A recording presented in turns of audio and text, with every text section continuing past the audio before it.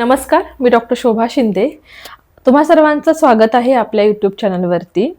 जर तुमच्या घरी लहान बाळ असेल तर हा व्हिडिओ तुमच्यासाठी खूप उपयोगी ठरणार आहे. कारण आज आपल्या चॅनलवरती आलेले आहेत बालरोग तज्ज्ञ doctor Manesh Shinde sir. Doctor Manesh Shinde यांचं MBBS DCS झालेलं आहे आणि त्यांचं उरळी कांचन येथे माऊली हॉस्पिटल हे डेडिकेटेड लहान मुलांचं हॉस्पिटल आहे आणि तिथं ते प्रॅक्टिस करतात. सर, तुमचं स्वागत आहे. नमस्कार. डिलिव्हरी नंतर आपल्याकडे अशी पद्धत आहे आणि आपण असं ॲडमिट पेशंटमध्ये पाहतो सुद्धा की डिलिव्हरी झाल्यानंतर बाळाला आणि बाळंतणीला पाहायला खूप सारे नातेवाईक येतात, घरी आणि हॉस्पिटलमध्ये सुद्धा, आणि बाळाला जवळ घेतात, बाळाचे पापे घेतात. तर असं करणं योग्य आहे का? डिलिव्हरीच्या नंतर बाळ आणि आई यांना थोडासा वेगळेपणा असणं गरजेचं आहे. त्याच्यामुळं जास्ती नातेवाईकांची गर्दी बाळाच्या खोलीमध्ये असू नये. बाळाची आई आणि अजून कोणीतरी काळजी घेणारी एखादी व्यक्ती, बाळाच्या आईची आजी, आई किंवा मावशी, असं कोणीतरी एखादं फक्त जवळ असावं. जास्ती लोकांनी त्या ठिकाणी गर्दी करू नये. जितक्या जास्ती लोकांची गर्दी रूममध्ये होईल किंवा जितके जास्ती लोक बाळाला हाताळतील तेवढा बाळाला जंतू संसर्ग होण्याचा धोका असतो. ठीक आहे. आणि जास्ती नातेवाईकांची गर्दी झाली की थोडंसं फिडिंगकडे पण थोडंसं दुर्लक्ष होतं. बाळाकडे सोडून इतर नातेवाईकाकडे लक्ष देण्यामध्ये आईचा आणि इतर नातेवाईकांचा वेळ जातो. तर आयडियली थोडंसं सुरुवातीच्या काही दिवसामध्ये बाळाला आणि आईला थोडंसं वेगळं ठेवावं आणि काळजी घेणारे 1-2 नातेवाईक फक्त सोबत असावेत. म्हणजे बाळाची इम्युनिटी पण त्या काळामध्ये एवढी डेव्हलप झालेली नसते, म्हणजे इन्फेक्शनचे चान्सेस पण जास्ती असतात जर खूप सारे लोक एकत्र बाळाला बघण्यासाठी आले तर. बरोबर.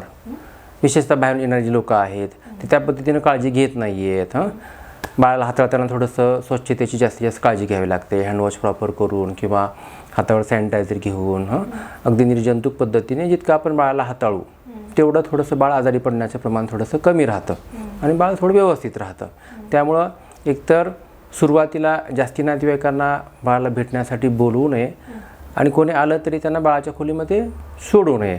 फक्त 1-2 डेडिकेटेड पर्सन जे आहेत, जे चांगल्या पद्धतीनं बाळाची आणि बाळाच्या आईची काळजी घेऊ शकतील, अशा 1-2 व्यक्तींनीच फक्त बाळासोबत आणि बाळाच्या आईसोबत राहावं. विशेषतः पहिल्या 2-3 महिन्यापर्यंत ही काळजी घेणं खूप महत्त्वाचं आहे.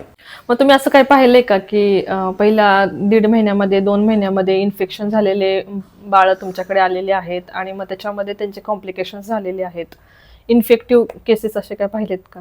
हो, असं बऱ्याचदा होतं. सुरुवातीला जर लक्ष नाही दिलं, दुर्लक्ष झालं तर मग जंतू संसर्ग होण्याचा धोका जास्ती असतो. उत्साहाच्या भरामध्ये नातेवाईक येतात, भेटायला येतात आणि त्यांना पण थोडंसं बाळाला घ्यावं असं वाटतं, परंतु कळत नकळत तिथूनच संसर्ग होण्याची किंवा रिस्क वाढण्याची शक्यता असते. त्यामुळे सुरुवातीला खूप काळजी घेणं गरजेचं आहे. किमान 3 महिने तरी. किमान पहिले 3 महिने तरी खूप काळजी घेणं गरजेचं आहे. न्यूबॉर्न बेबीची खोली उबदार का ठेवावी आणि ठेवायची असेल तर कशा पद्धतीने उबदार ठेवावी? बाळाच्या जन्माच्या नंतर बाळ जन्माला येण्याच्या अगोदर बाळ पूर्णपणे आईवरती अवलंबून असतं. म्हणजे बाळाचं तापमान वगैरे जे काय आहे, शरीराचं टेम्परेचर वगैरे जे काय आहे, तर ते आईच्या तापमानाशी मिळतं जुळतं असतं. बाळ जेव्हा आईच्या पोटातून बाहेर येतं तेव्हा त्याचं जे काही तापमान आहे ते झपाट्याने कमी व्हायला सुरुवात होते. म्हणजे वजनानुसार जो काही सरफेस एरिया आहे तो जास्ती असतो. बाळाचं तापमान झपाट्याने कमी व्हायला सुरुवात होते आणि प्रॉपर पद्धतीने बाळाला कपड्यामध्ये गुंडाळून नाही ठेवलं तर मग तापमान कमी होऊन हायपोथर्मिया होण्याची शक्यता असते. तर बाळाच्या शरीराचं तापमान मेंटेन करण्यासाठी, बाळाला उबदार ठेवण्यासाठी जे आवश्यक आहे ते करावं. म्हणजे एकतर चांगल्या उबदार कपड्यामध्ये बाळाला गुंडाळून ठेवायचे, कॉटनच्या मऊ कपड्यामध्ये, डोक्यापासून ते पूर्ण पायापर्यंत चांगलं उबदार कपड्यामध्ये गुंडाळून ठेवायचे. त्याच्यानंतर बाळाची खोली जी काय आहे ती पूर्णपणे पॅक असावी. हवेचा झोत अजिबात असू नये. आणि जर बऱ्यापैकी रूममध्ये टेम्परेचर नसेल, योग्य टेम्परेचर नसेल, तर खोली उबदार ठेवण्यासाठी मग तुम्ही जुन्या काळातले हॅलोजन बल्ब वगैरे जे आहेत, मोठ्या आकाराचे पिवळ्या रंगाचे जे बल्ब आहेत, त्याचा वापर अगदी अगोदरपासून आपण करत आहोत. त्यानं बऱ्यापैकी बाळाची खोली आणि रूममधलं टेम्परेचर बऱ्यापैकी चांगलं मेंटेन होतं. टेम्परेचर अजून खूप जास्ती ड्रॉप असेल तर तुम्ही रूम हीटरचा वापर वगैरे करू शकता. पण कपड्यामध्ये चांगल्या पद्धतीनं गुंडाळून ठेवणं सतत हे अत्यंत महत्त्वाचे आहे. आपल्याकडे भारतामध्ये लहान बाळाची टाळू तेलाने भरण्याची पद्धत आहे आणि काही ठिकाणी कानात आणि नाकात पण तेल टाकलं जातं. तर मग टाळू भरण्यासाठी बाळाच्या टाळूवर तेल लावणं गरजेचं असतं का? टाळू भरणं हा आपल्याकडे भारतामध्ये आणि इकडं दक्षिण आशियामध्ये म्हणजे अगोदरपासून हजारो वर्षापासून केला जाणारा म्हणजे आपल्याकडे एक तो रीतिरिवाजचा एक भाग आहे. परंतु ॲज सच टाळू भरण्याची तेलानं काही गरज नसते. टाळू भरणं ही एक नैसर्गिक प्रक्रिया आहे. साधारणतः 1.5 वर्षाच्या आसपास टाळू आपोआप बाळाची भरली जाते. ठीक आहे. तर त्या ठिकाणी थोडंसं मेंदूची वाढ फास्ट होण्यासाठी किंवा डिलिव्हरीच्या वेळेस सुलभ डिलिव्हरी होण्यासाठी ह्या काही गोष्टीसाठी टाळू तिथं उपलब्ध म्हणजे असते टाळू. ठीक आहे. तर ती नैसर्गिकरित्या भरली जाते. त्या ठिकाणी तेल लावून भरण्याची काही गरज नसते. तेल लावून टाळू भरल्यामुळे नुकसान काही होत नाही आहे, पण त्याचा काही फायदा पण नाही आहे. पण त्या ठिकाणी पुन्हा पुन्हा तेल लावल्यामुळे थोडंसं त्वचेचा एखादा आजार जसं की तेलाच्या वापरामुळं खपले तयार होणं किंवा आपण ज्याला क्रेडल कॅप म्हणतो ते होण्याची पण थोडी शक्यता असते. त्यामुळं तेलाने टाळू नाही भरली तरी चालेल. आणि बाळाच्या नाकात किंवा कानामध्ये तेल टाकणं हे अत्यंत चुकीचं आहे. आपल्याकडे बऱ्याचदा नाकात कानात तेल टाकतात. कशासाठी? तर ते कान मऊ राहण्यासाठी किंवा नाक आतून मऊ राहण्यासाठी अशी काहीशी कारणं दिली जातात. परंतु कानात तेल टाकल्यामुळे काय होतं, एकतर ते तेल पूर्णपणे बाहेर येत नाही. पडद्याच्या वरती त्या तेलाचा एक असा लेअर तयार होतो. त्या ठिकाणी मग बुरशीची वाढ होण्याची शक्यता जास्ती असते. कान फुटण्याची पण शक्यता असते. कानाच्या पडद्याला छिद्र पडण्याची पण शक्यता असते. त्यामुळं कानात अजिबात तेल टाकू नये. कान हा अत्यंत नाजूक अवयव आहे. त्याला जपायला पाहिजे. त्यानंतर नाकात तेल टाकल्यामुळं काय होतं, विशेषतः पुन्हा पुन्हा तेल टाकल्यामुळे एक विशेष प्रकारचा निमोनिया होण्याची पण शक्यता असते. त्यामुळं नाकातसुद्धा तेल टाकू नये. लहान बाळाला काजळ पण लावलं जातं. तर मग म्हणजे डोळे छान व्हावेत, मोठे व्हावेत यासाठी काजळ लावतात डोळ्यांना. तर मग काजळ पण लावायची गरज असते का? आपल्याकडे बऱ्याचदा लहान मुलांना किंवा फॅमिलीमध्ये छोट्या बाळांना डोळ्यात काजळ लावण्याची प्रथा आहे.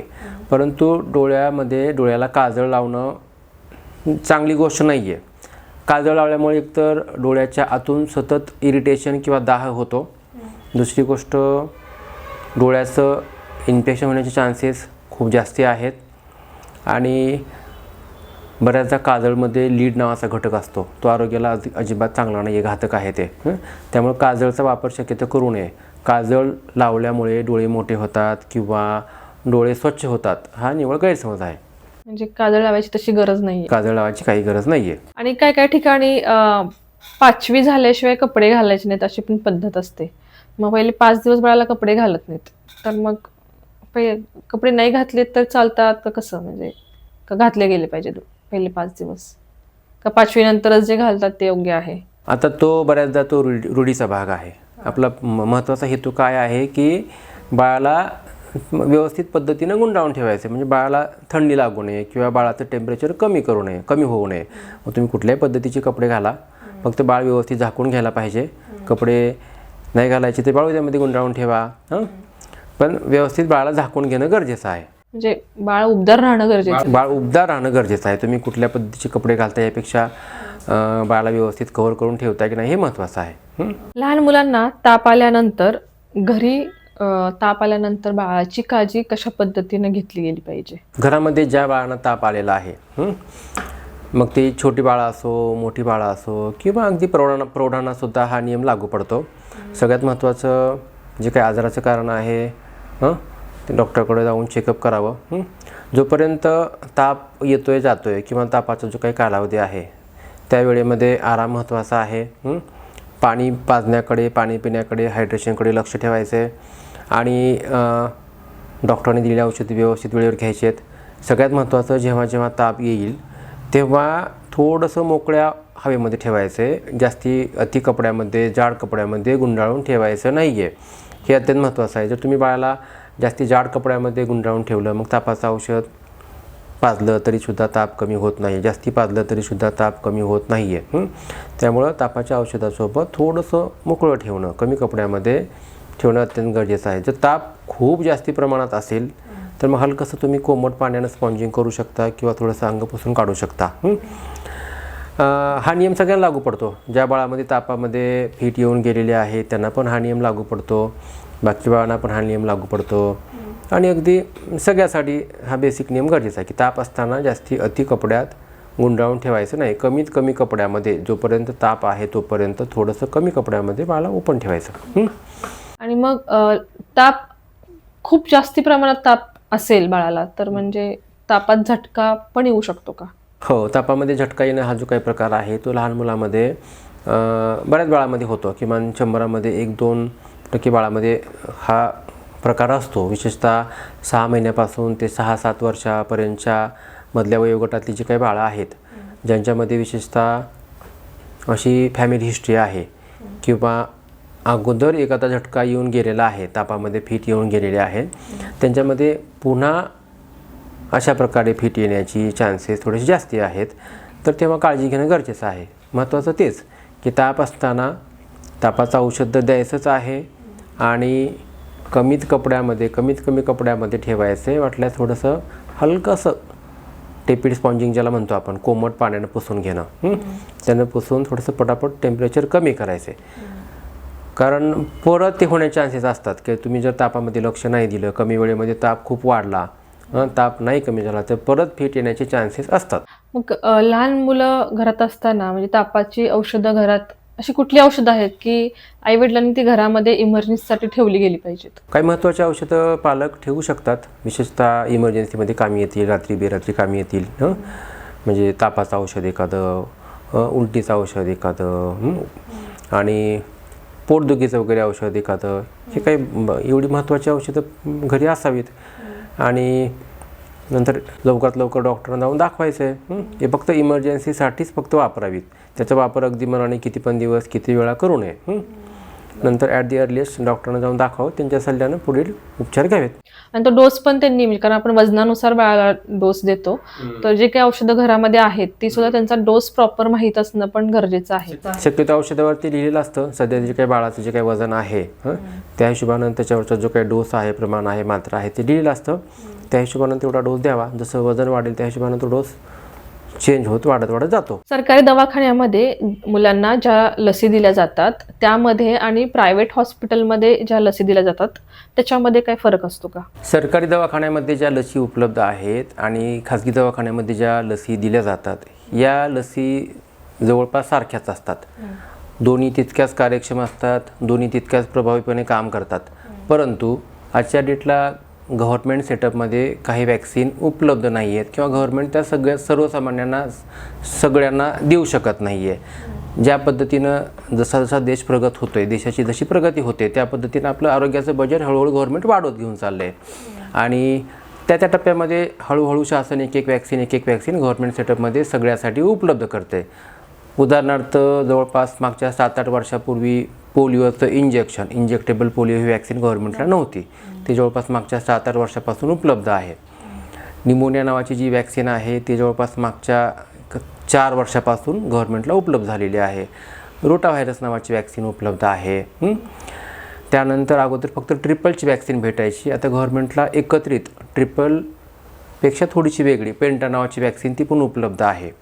परंतु अजूनही आजच्या डेटला काही वॅक्सिन गव्हर्नमेंटमध्ये उपलब्ध नाही आहेत. जसं की पाण्यातून होणारी कावीळ म्हणजे कावीळ टायफॉईड, त्यानंतर कांदिण्याची वॅक्सिन म्हणजे चिकन पॉक्सची वॅक्सिन, त्यानंतर जेई नावाची जी वॅक्सिन आहे ती पण आता मागच्या काही 6 महिन्यापूर्वीपासून गव्हर्नमेंट सेटअपला उपलब्ध झालेली आहे. पण अजूनही काही वॅक्सिन जसं की इन्फ्लुएन्झा वॅक्सिन आहे, फ्लूची वॅक्सिन आहे, त्या वॅक्सिन आजच्या डेटला गव्हर्नमेंटला अजूनही मिळत नाहीत.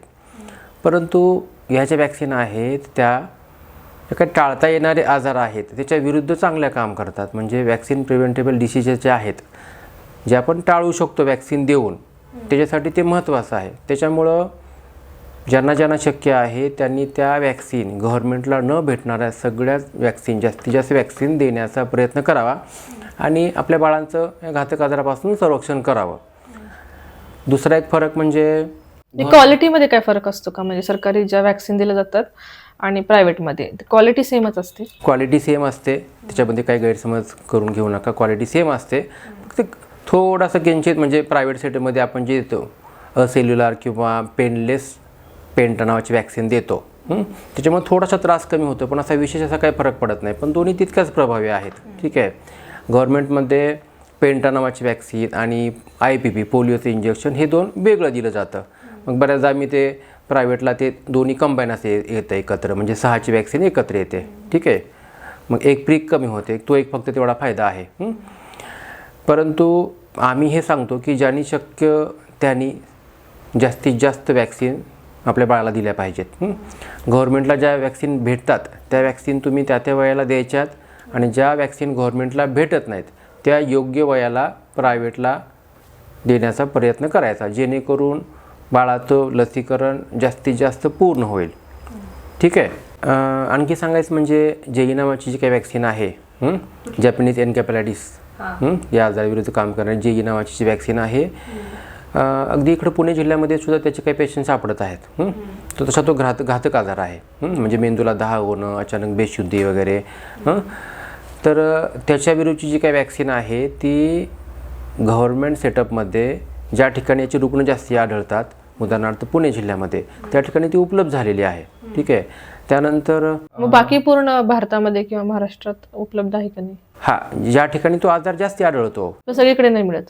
बऱ्याच ठिकाणी उपलब्ध आहे, गव्हर्नमेंट सेक्टरमध्ये उपलब्ध आहे, म्हणजे ज्या ठिकाणी त्या आजाराचा प्रादुर्भाव जास्ती आहे, उदाहरणार्थ गोंदिया, गडचिरोली या जिल्ह्यामध्ये ती वॅक्सिन ऑलरेडी देण्यात येते.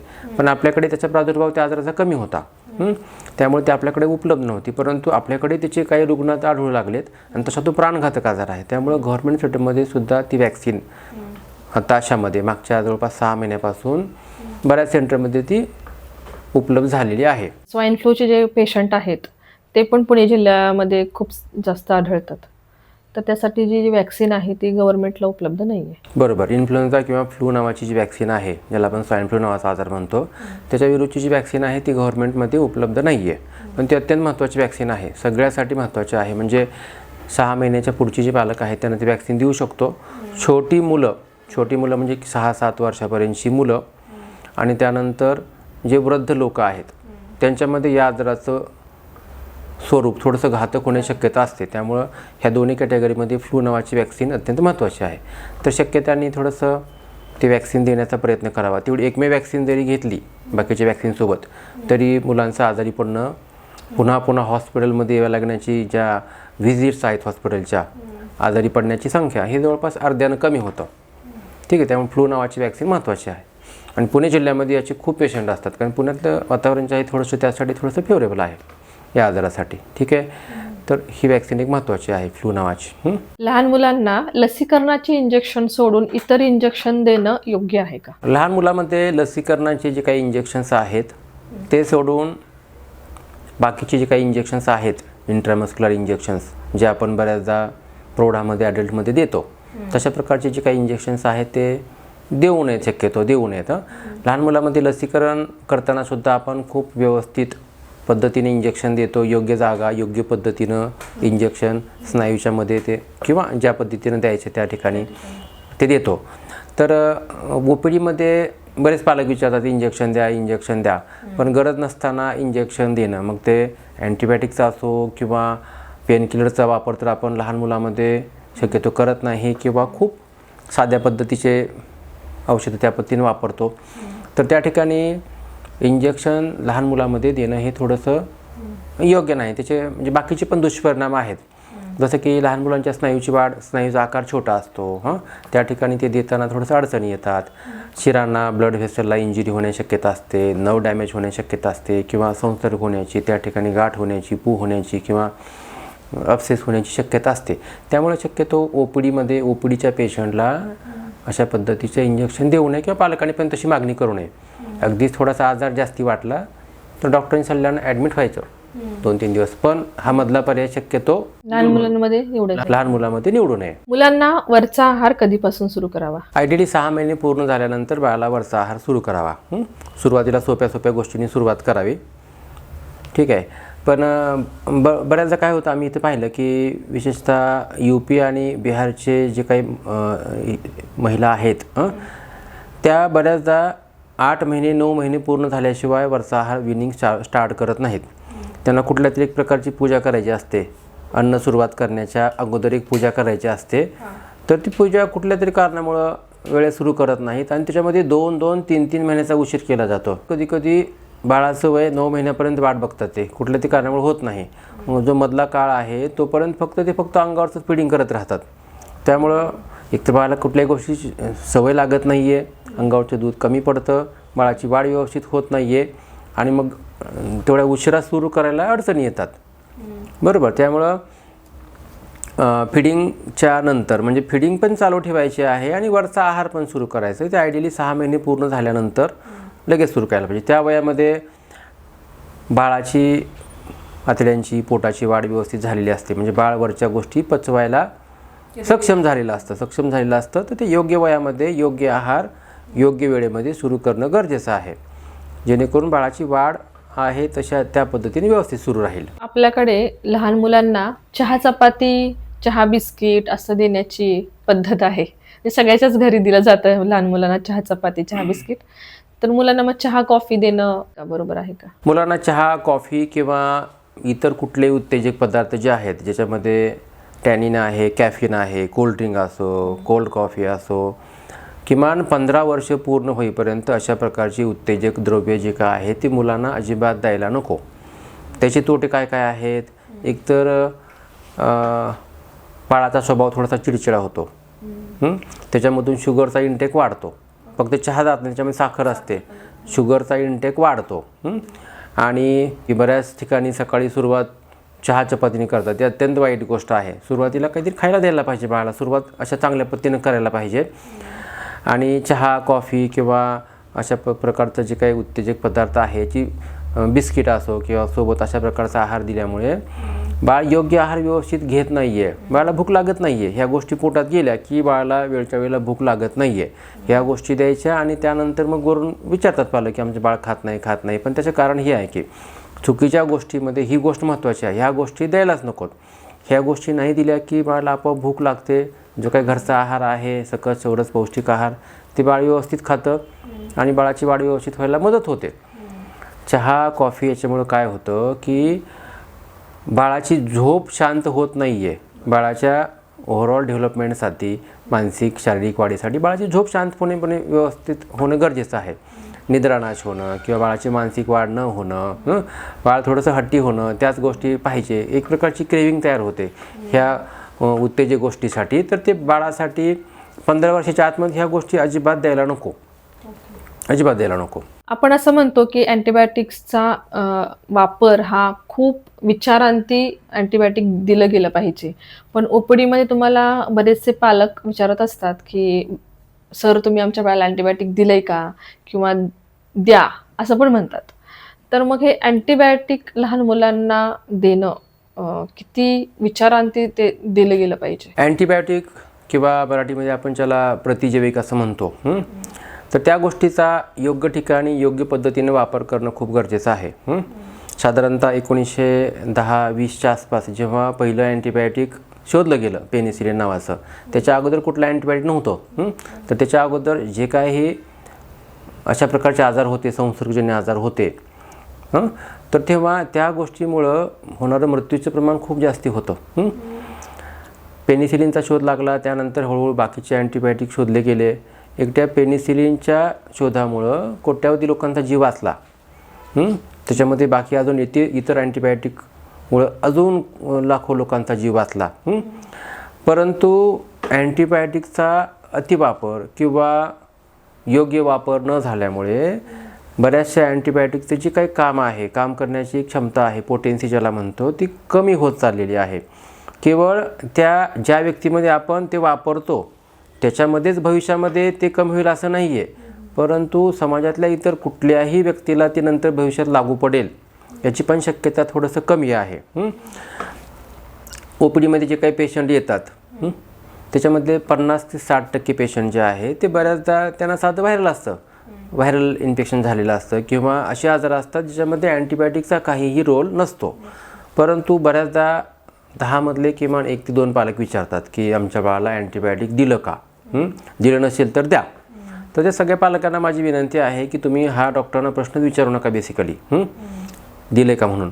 डॉक्टरांना जजमेंट करू द्या, त्यांच्या पद्धतीनं त्यांना निर्णय घेऊ द्या. फक्त तुम्ही बाळाला काय झालं ते सांगा. गरज नसताना अँटीबायोटिक देणं हे केवळ तुमच्या एकट्या बाळासाठीच नाही, तर समाजासाठी, येऊ घातलेल्या पिढ्यासाठी पण ते घातक आहे. कारण सध्या अशी परिस्थिती आहे की जे अँटीबायोटिक अगोदर खूप चांगल्या पद्धतीनं काम करायचे ते चांगल्या पद्धतीनं काम करत नाही आहे. त्यांना आपण ज्याला रेझिस्टन्स असं म्हणतो, म्हणजे त्याला जे बॅक्टेरिया मारण्याची जी एक क्षमता असते अँटीबायोटिकची, ती हळूहळू नाहीशी होत चाललेली आहे. त्यामुळं भविष्यामध्ये जगासमोर ते खूप मोठं संकट म्हणून येणार आहे. आत्ताच माननीय मोदी साहेबांनी, आपले पंतप्रधान मोदी साहेबांनी एका याच्यामध्ये सांगितलं की इथून पुढे सगळ्यांनी ह्या गोष्टीकडे खूप लक्ष देणं गरजेचं आहे. अँटीबायोटिक्सचा जो काही वापर आहे तो सगळ्यांनी खूप जपूनपणे करावा. जिथं गरज आहे त्याच ठिकाणी करावा. ठीक आहे.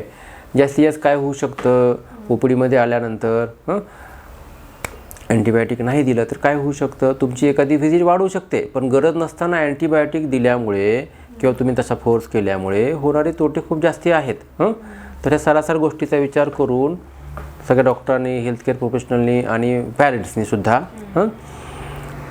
अगदी गरजेपुरताच अँटीबायोटिकचा वापर खरोखर ज्या ठिकाणी गरज आहे त्याच ठिकाणी केला गेला पाहिजे. ठीक आहे, त्याच ठिकाणी त्याचा वापर केला पाहिजे. गरज नसताना अँटीबायोटिक्सचा वापर अजिबात करू नये. ते मानवासाठी भविष्यामध्ये घातक गोष्ट आहे. तर तुम्ही आज आम्हाला खूप उपयुक्त, महत्त्वाची आणि ज्या बेसिक गोष्टी आहेत आई आणि बाळासाठीच्या, त्या सर्वांना समजेल, लेमॅनला समजेल अशा भाषेमध्ये सांगितलं. त्याबद्दल धन्यवाद. धन्यवाद.